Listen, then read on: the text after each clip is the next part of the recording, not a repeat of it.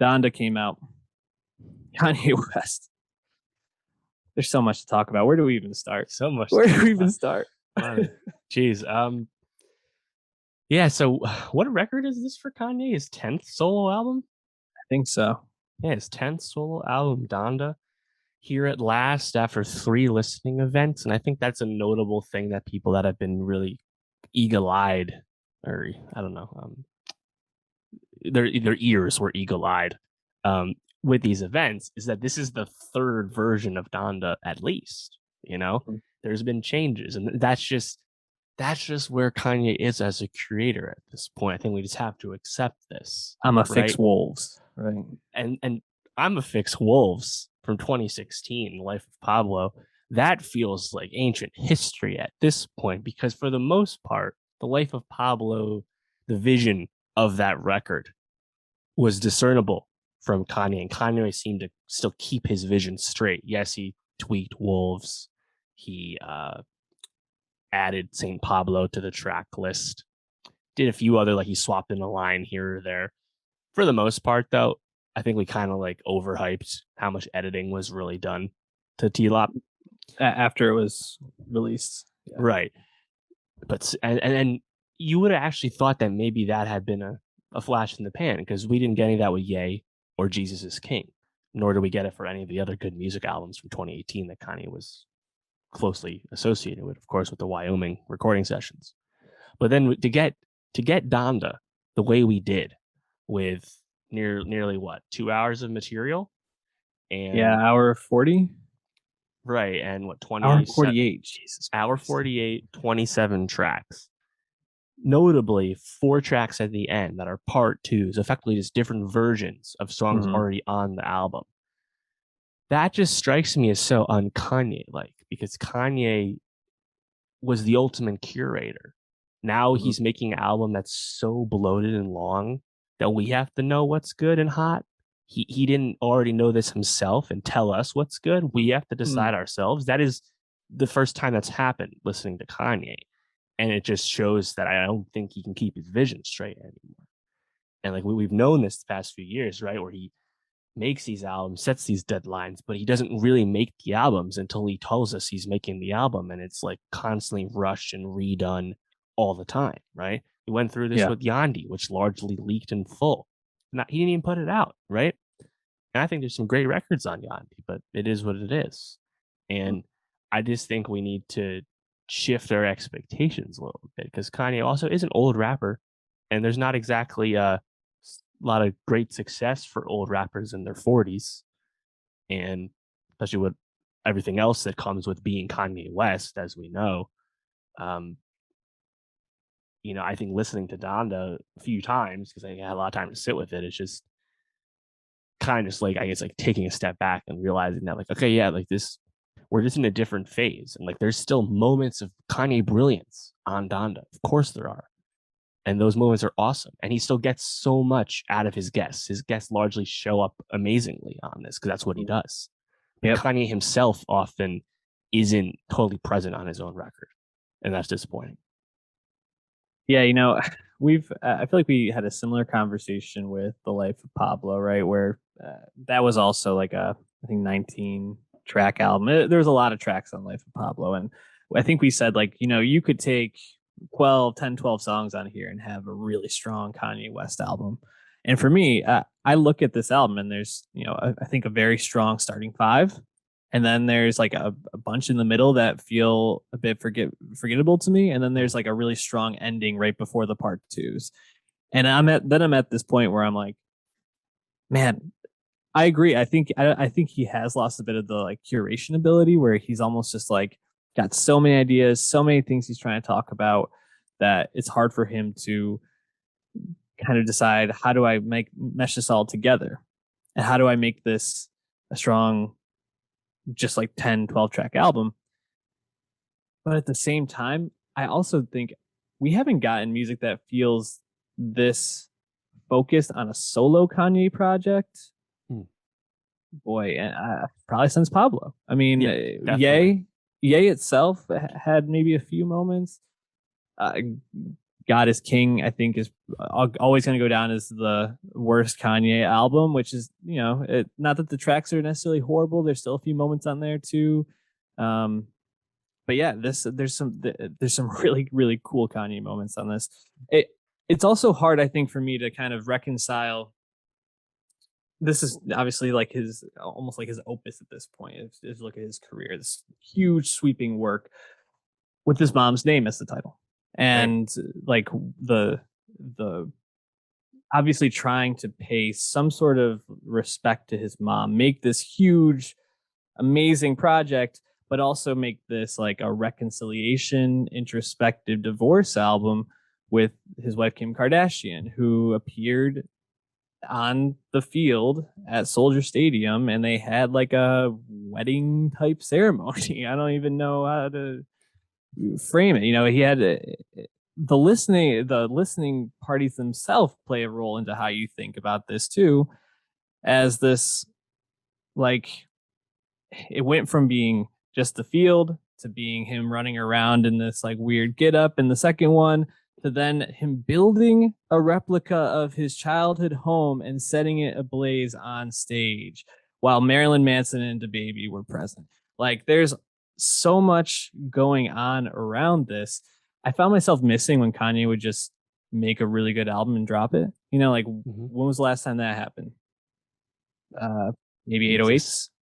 Yeah, maybe Jesus. Yeah, but it's been a while. It feels like there's always something around it, and Mm. it's hard to, like, I think, make sense of all the subtext all the time. Right. And I think that's the thing too. At the end of the day, the subtext just feels like a grift at this point. Like Right. these are just stunts for stunts' sake. And you're Kanye fucking West. You don't need to be doing stunts. Why No. is DaBaby and Marilyn Manson there? Especially Marilyn Manson. Are you like Yeah. no one in the music industry is associating him for good reason? A lot of credible sexual assault charges and heinous shit he's been accused Yeah. of. And in the process of going to legal proceedings, it's not like it's just hearsay, right? Why are you Mhm. associating with Marilyn Manson? DaBaby said some fucked up homophobic shit. He'll be welcomed back. We know that at least. But Marilyn Manson, man, are you fucking Yeah. serious? Like honestly, I Yeah. find that shit more gross than like some of the other stuff, you know? And like he and this is a thing with a lot of people, right? Some people don't want to listen to the record anymore, you know. And Mhm. Donda really successful, second biggest Spotify opening day with 95 million behind Scorpion, now third biggest after Mhm. Certified Lover Boy, Certified but Lover Boy. that's also in only 16 hours because he didn't release it right at midnight. So there's an Mhm. appetite for Kanye West, but there's also people that aren't interested in it anymore, right? And of Yeah. course, that's because he said stuff like slavery is a choice. He ran for president, wore a MAGA hat, all that stuff. I can separate that from it and listen to the music, listen to an artist that has brought me so much joy for such a long time. Mhm. I can get over it, but some people can't, and that's fine. But the Yeah. stunts, like in the moment, it's like really frustrating, right? Because, like you said, on the record, there's a lot of interesting introspection about his divorce, Mhm. about his mom. Although I think he kind of gets away from a tribute to his mom on this. To be Yeah. honest, previous versions of the record might have gotten to that more. Now, when we got, it's still interesting to hear Kanye grapple with his fame in only Mhm. ways he can. And again, it's frustrating that it's extracted from a bloated track list that hides the best moments throughout it and randomly, of course, and also just the stunts, right? Like the Drake beef is still going. That's fine. I don't care about that. That's fun, you know. Yeah. Shit like Marilyn Manson. I just Yeah. you don't understand. Yeah, and there's a really, if you love Kanye and you're listening to this review and you haven't listened to Dissect the podcast, I highly recommend it. They do a Yeah, really good job of it was breaking real it good. down, and I forgot who it was on their Donda review, but talked about the religious themes of, um, like redemption and wanting to bring in the people who are most outcast. Uh, I can I can understand what Kanye is going for, but I agree. Like, when you get to someone like Marilyn Manson and propping him up and showing any kind of support for him at this point, you're pretty much just saying that you're an asshole. And, Yeah, like, yeah, if that's who you want to be, that's fine. But then you can't expect people to just jive with it and just to accept it. So I agree with you on that. I don't really want to spend too much time on the Marilyn Manson of it all, but Mhm. um, kind of getting into the record. I thought after Donda Chant, which is just kind of like a tone setter, kind of whatever for the album, I thought that first stretch of songs is really, really strong. Jail, God Breathe, Off the Grid, and Hurricane, I thought was really, really strong. I mean, Off the Grid, 504 just goes fucking bonkers, dude. Like, holy shit. Insane. 504 and waxed Kanye's ass on his own song. Let's be real. Stole it. But he sounds great. We've talked about 5EO a bit. People have been excited about 504, but that's like the best verse he's ever laid. Yeah, Really impressive. 100%. Yeah. And I mean, Jail, I think I think should have been the tone. It should have been the first track on the album. And Jay coming in on it always just sounds so good with those like screeching guitars, like bam around like that, and then just dropping back out. When Jay comes on, though, I think his verse isn't necessarily like top tier Jay Z. It's still a fun verse, man. And He, he first of all, sounds a calling out little Kanye, old. yeah, but calling out Kanye for the red cap and also the this Mm, might be the return of the throne. It's just like it's a cool line. They're not going to do another album together. I don't think. Maybe no. eventually, but Jay doesn't want that. Yeah, I guess just per Jay Z standards, like the whole lack of breath control of this might be the return of the throne. It's like, yeah, Jay, you sound 47 or however old you are. It's like you used to Yeah, be a little higher level in terms of your spitting there. Um, yeah, I'll be honest, I don't really like Joe that much. I know it's one of the really. more popular songs. I don't know. What's like the best comparison for that from a past Kanye song? It honestly felt a little bit like a trappier, like 5/4 sound to me, like Yeah, our 4 5 seconds. Sorry, 4 5 yeah, seconds. yeah, It's the same theme basically. yeah. It's Like, all right, uh, but yeah. I really like Off the Grid 5, like you Hurricane, said. I think, is strong. Yeah, I love Hurricane just because Hurricane in the beginning with the weekend when that's just a classic bit of Kanye arrangements where the background choir comes in over Abel's vocals and it's "Don't Let Me Drown" is the line there, and it's like Don't all together. let It's just like me this huge drown. maximalist moment. Just a classic Kanye touch Yeah, and really cool. And in general, I think the presence of choir on this, keeping the Sunday service vibe that he's been doing for the last few years. I think the choir almost always hits and some of the best yeah. moments throughout the album, honestly. I completely agree. And Hurricane, was probably one of the first tracks I just wanted to go back and listen to Yeah. over and over again. Also, Evil Little sounds Baby great on it. sounded awesome on that. Another great Yep, verse. I agree. I thought Jonah was an okay track. Not too bad. But then I really didn't find myself getting back into the album until pretty much the end run of Lord I Need You through No Child Left Mm. Behind. And I feel like that's like the heart of the album to me, where he's being introspective about his upbringing, about his fame, about his divorce. And I think you get a lot of really strong moments on that ending. And it almost feels like maybe if you had picked a couple of these ones in the middle, I thought Moon with Cuddy was nice, although for Cuddy Kanye collab, like bottom tier in my opinion. But Yeah, that's a yeah, skip for me. but then I think that there's a more cohesive project here that just got bloated down by a couple of these middle runs. Any in the middle that you actually liked? I like 24 just because there's a lot of choir on that one.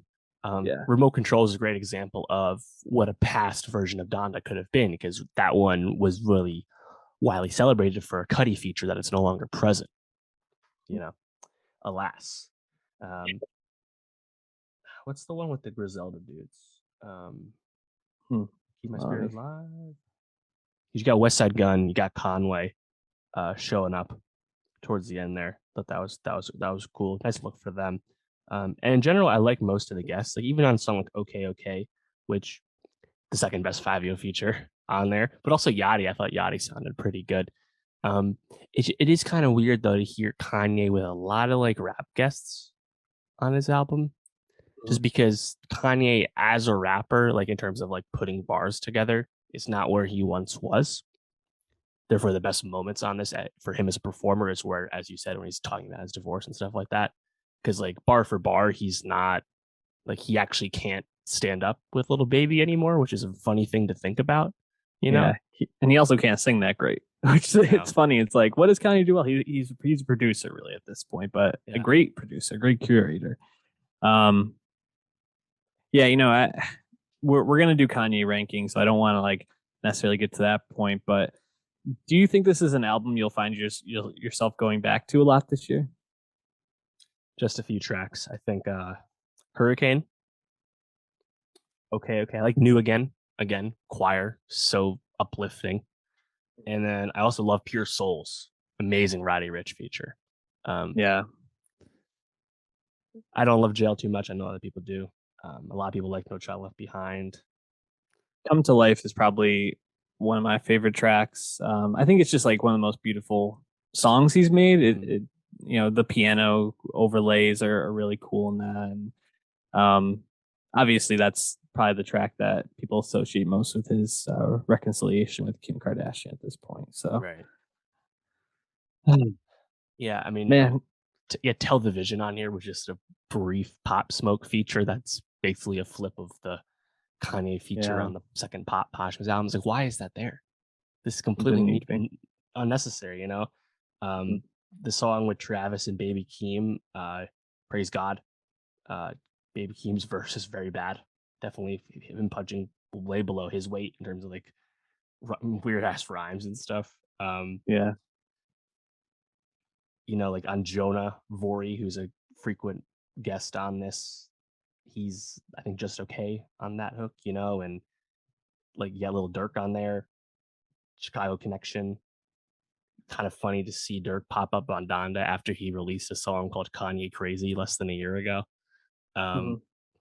but yeah, I don't think I'm gonna go back to it all that much just because the blow is so overwhelming. And like I Yeah. saw people say, it's like, oh, we'll just make the playlist of your version of Donda. And it's like, no, I'm not gonna do that because That's that's not not the what I'm point. supposed to want from a Kanye West album. He's supposed to make the good album, and I listen to that.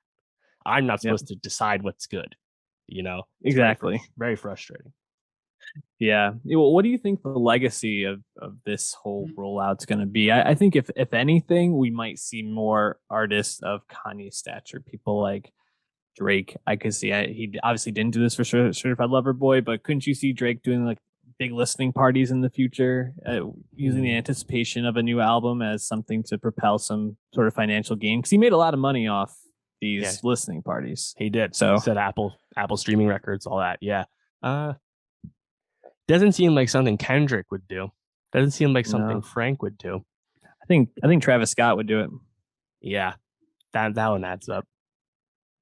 Yeah, I'm trying to go through the run of like who would do something like this. Yep. Rihanna, no, don't think so.